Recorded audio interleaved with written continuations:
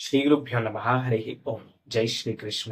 మీలో ఎంతమందికి తెలుసు మహాభారతం అనేది ఒక కుక్కతో మొదలై ఒక్కొక్క కుక్క వల్ల తిరిగి ఒక్కొక్క కుక్కతో ఎండ్ అవుతుంది అని? అదేంటో తెలుసుకునే ముందు అసలు మహాభారత ప్రస్థానం ఎలా మొదలైందో తెలుసుకుందాం.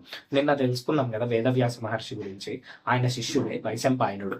వైశంపాయన మహర్షి జనమేజయుడు అనే ఒక మహారాజు సర్పయాగాన్ని తలపెట్టాడు. ఆ సర్పయాగం కొన్ని కారణాల వల్ల ఆగిపోయినది. అది ఆగిపోయిన అనంతరం మహాభారత ప్రస్తావనం జనమేజయ మహారాజుకు వైశంపాయనుడు తెలియజేశాడు. ఆ వైశంపాయనుడు తెలియజేస్తుండగా సౌతి అనే ఒక మహర్షి అక్కడ ఉండి మొత్తం విన్నారు. అది విన్న తర్వాత తీర్థయాత్రలకు వెళ్ళారు. అలా వెళ్తూ ఉండగా నైమిసారణ్యం అనే ఒక ప్రదేశంలో ఆగారు. అది చాలా పుణ్యస్థలం. కలి ప్రభావం ఉండదు. 88,000 మంది ఋషులు అక్కడ తపస్సును ఆచరించారు. అంతటి పుణ్యస్థలం కాబట్టి సౌనకాది మహర్షులు అక్కడ సత్వయాగాన్ని తలపెట్టారు. అది 12 ఏళ్లు జరిగే యాగం. అక్కడికి సౌతి గారు వెళ్ళగా పెద్దలు వచ్చినప్పుడు ఏమన్నా క్షేమ సమాచారాలు అడుగుతాం కాబట్టి అలా అడగగా, నేను ఈ మధ్యనే జనమేజయ సర్పయాగం నుండి వస్తున్నాను అని చెప్పారు. అలా చెప్పగా ఋషులు అసలు జనమేజయుడు ఎవరు, అసలు సర్పయాగం ఏంటి అని అడిగారు. అప్పుడు మహాభారత ప్రస్తావన మొదలైంది.